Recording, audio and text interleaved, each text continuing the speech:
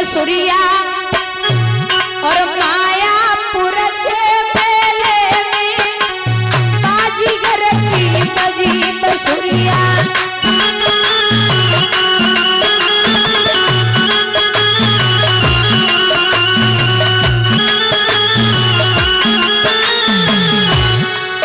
सुनो,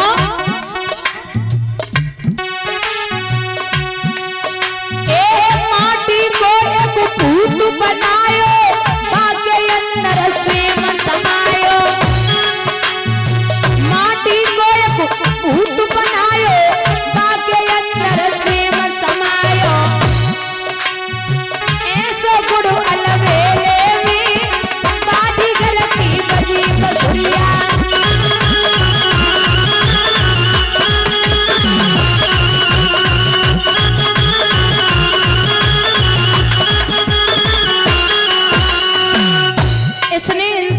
एक पुतला बना दिया,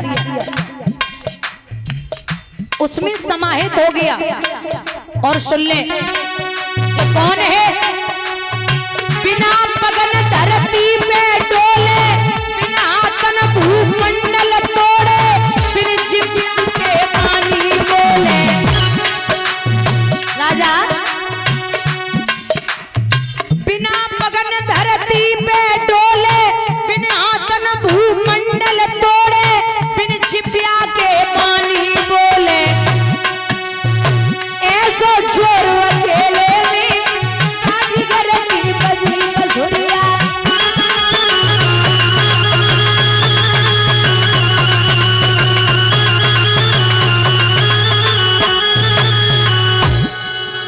राजा बलि बोले कि चाहे ये विश्व बिहारी हों या विश्व भिखारी आए हों, जाल से छुड़ाने आए हों या जाल बिछाकर लाए। नाथ पृथ्वी आकाश पलट जाएं, पर पलट सकेगा वचन नहीं। अब कुछ भी हो, मैं पीछे नहीं हट सकता। शुक्राचार्य बोले, लला लुट जाओगे, मान जाओ। गुरु की बात ना मानी तो सब बर्बाद है जावेगो। ये बहुत बड़ो छलिया है लाला, छलवे को आयो। तो राजा बलि बोले, फिर हमारे तो नाम है जावेगो कि हमारे द्वारे पे भगवान खुद भिखारी बन के आए। कहते हैं ना कि तेरे द्वार खड़ा भगवान, भगत भर दे रे झोली। यहाँ भिखारी बन के आए हैं, तो इन्हें मैं जरूर कुछ न कुछ दूंगा, चाहे जो मांगे ये। बोले तो अब क्या करना? भगवान बोले, तुम गुरु चेला में अगर बातें न है पाई हो में तो हम जाए रहे, तुम अपनी बातें कर लो, हम बाद में आ जावे। और शुक्राचार्य को देख के राजा बलि बोले, महाराज अब तुम चुप है जाओ, हमारे प्रभु अगर लौट गए तो आफत आ जाएगी। नाथ तुम बताओ कैसे नापोगे? भगवान बोले, नापूंगा। बोले नापो? बोले संकल्प के लिए पात्र उठा। जैसे ही संकल्प के लिए पात्र उठाया, महाराज उस लीलाधर की लीला में गुरु ने लीला दिखलाई डाली और पात्र में बैठकर उसी समय पानी की धार रोक डाली।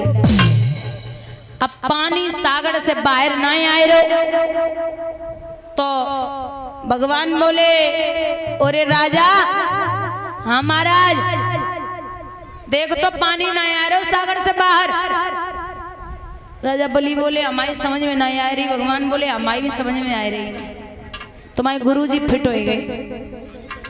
तो भगवान ने कुछ लियो, कुछ उस लीलाधर की लीला में प्रभु ने लीला दिखलाई डाली और कुछ की नोक चला करके झटबाई आंख फोड़ डाली। जो आंख फूटी, गुरुजी बाहर आए, चेला से बोले, अब तो आंख फूट गई, अब तो मान जाओ। चेला बोले, तुम्हारी दोनों फूट जाए, हम मानने वाले नहीं हैं। अब महाराज विष्णु पुराण में ये दिया है कि भगवान ने गुरुदेव की एक आंख पर प्रहार इसलिए किया है कि आप गुरु हैं और हम ब्रह्म हैं, तो आपको ब्रह्म, हम सामने भगवान जो हैं, आप भगवान मानते हैं, तो मैं ब्रह्म हूँ और आपका शिष्य सामने, दोनों को आपको एक ही दृष्टि से देखना है। मैं मांगने आया था तो आप दिलवा देते, आप अपने गुरु की तरफ, अपने चेले की तरफ है, तो आपको एक ही दृष्टि से देखना है, दो दृष्टि रखने की जरूरत नहीं है। इसलिए प्रभु ने एक आग गायब की है। अब बार बार समझाए रहे, तो जब संकल्प हुआ, जवाब दियो नापो महाराज सब अपनी जमीन है। शुक्राचार्य खड़े, राजा बलि खड़े। महाराज जहां राजा बलि का मुख था वहां भगवान के पैर हैं, विराट रूप लिया। और जैसे ही विराट रूप लिया तो महाराज ऐसा रूप है, राजा बलि देख रहे ऊपर, उनको मुंह तो दिखाई नहीं दे रहा भगवान को कहां है। 2 कदम में भगवान ने तीनों लोक नाप दिए। जैसे ही तीनों लोक नापे, अब आधे वो एक चरण की जगह नहीं, बोले कहां रखे। क्रोध में आ गए भगवान। राजा बलि परेशान है। बलि की पत्नी का नाम है विंध्यावती। जवाब दिया, पहले तो आप ये विराट रूप है ना, ये पहले सूक्ष्म रूप में आइए, क्योंकि ऐसे नहीं आए थे, जैसे आप आए थे वैसे खड़े हो जाओ। भगवान ने फिर सूक्ष्म रूप लिया। बोले एक कदम बचाया, नहीं बचा। बोले बचा है, मुझे जल्दी दे। तो भगवान को देख के बोली विंध्यावती, हमें जब बताओ महाराज, दान बड़ो हो गया दानी, दान बड़ो हो गया दानी। बोले देवी, धनवान तो दुनिया में बहुत हैं, पैसा तो बहुत लोगों के पास है, लेकिन उस धन को दान में लगाए, दान दे दे, तो हम धन से भी बड़ा धनी को मानते हैं, दान से भी बड़ा दानी होता है। तो बोले महाराज फिर काहे को चिंता कर रहे हो, दान तो आप ले ही चुके हो, 2 कदम को दानी दानी बचे न की पीठ ना पिले। जैसी पीठ की कही। अच्छा, एक राजा बलि के बिटिया और थी जिसका नाम था रत्नमाला। जब उसने भगवान को देखा तो विचार किया कि अगर ऐसा बेटा मेरे पैदा हो जाए तो मैं उसे स्तनपान कराऊंगा। और जैसे ही भगवान ने विराट रूप लिया, क्रोध माला और जवाब दिया, अगर ऐसा छोरा हमारे पैदा है गयो तो मैं उसे जहर दे के मार दूंगा। यही रत्नमाला द्वापर में आके हुई है, पूतना बोली गोविंद भगवान की। आधे कदम में प्रभु ने पीठ पे पैर रखा, सर पे एक पैर रखा, तो महाराज जब पैर सर पे पहुंचा, प्रसन्न हो गए। भगवान तूने अपने शरीर को अर्पित कर दियो राजा, अब तू हमसे कछु मांग ले। राजा बलि बोले जे ठीक है, अबे हमारे दरवाजे पे हम कह रहे हमें दे दो, और हम कह रहे मांग लो। तो सुनो, मंगनते हम मांगत नहीं, हमारी आदत नहीं बेकारी अंत मांगे। बोले नहीं नहीं राजा मांग लो, क्या चाहिए। अब वो जगताधार है, ब्रह्म है, मुस्कुराए के भोले से बलि सो कह रहे कि तेरे 3 लोक 14 भुवन तो गए, अब तू बस इतना बता दे बाकी क्या बचा जो तू हमसे ले सकता है। राजा बलि बोले नाथ आप ही कहते हो कि मैं भाव का भूखा हूँ और मैं कुछ भी कर सकता हूँ, तो पातालपुरी में जो महल है आप उस महल का पहरा लगाओगे। भगवान बोले कैसे। बोले जिस द्वार से हम निकले आप उसी द्वार पे हमें खड़े मिलो। भगवान बोले क्यों, सीधे सीधे कौ चपरासी बनाने। बोले कछु समझ ले। अब आप समझिए, प्रभु कहते हैं कि भक्तन ने मोह को नाना भांति नचायो। एक छोटा सा प्रसंग आता है। प्रभु यहाँ नौकर बने घूम रहे और एक हमारे भक्त हैं। बड़ा प्यारा प्रसंग है। कि गांव में एक केवट रहता था। नाम तो उसका कुछ और था, लेकिन इतना सीधा था, बहुत ध्यान से सुनना दादा, इतना सीधा था तो लोगों ने उसका नाम रख दिया भोला। और वो कोई भी कार्य करता, कुछ भी करता, तो बीच में यही बोलता था कि रघुनाथ जी जाने। कोई भी बात हो, कोई बोल दे तो बोले रघुनाथ जी जाने। एक दिन उसकी जो बेटी थी उसकी शादी हुई, तो गांव के जो सेठ थे उनसे वो धन लेके आया और जवाब दिया कि मैं आपका धन ब्याज समेत वापस कर दूंगा।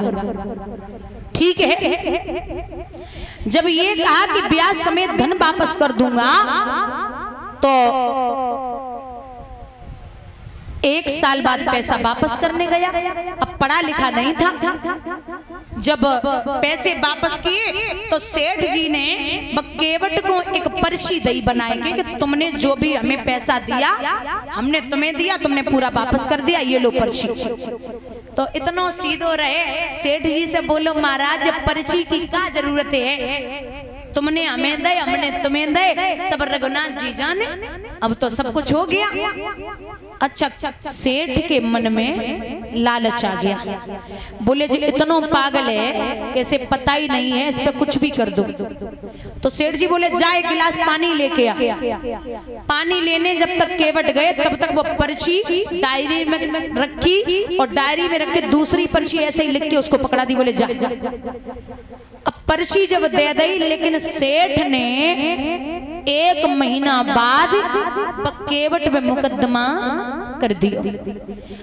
बोले इस केवट ने मेरे पैसे वापस नहीं किए। जब मुकदमा किया तो पहुंचे अदालत में, दोनों खड़े, एक तरफ कटघरे में केवट और एक तरफ सेठ।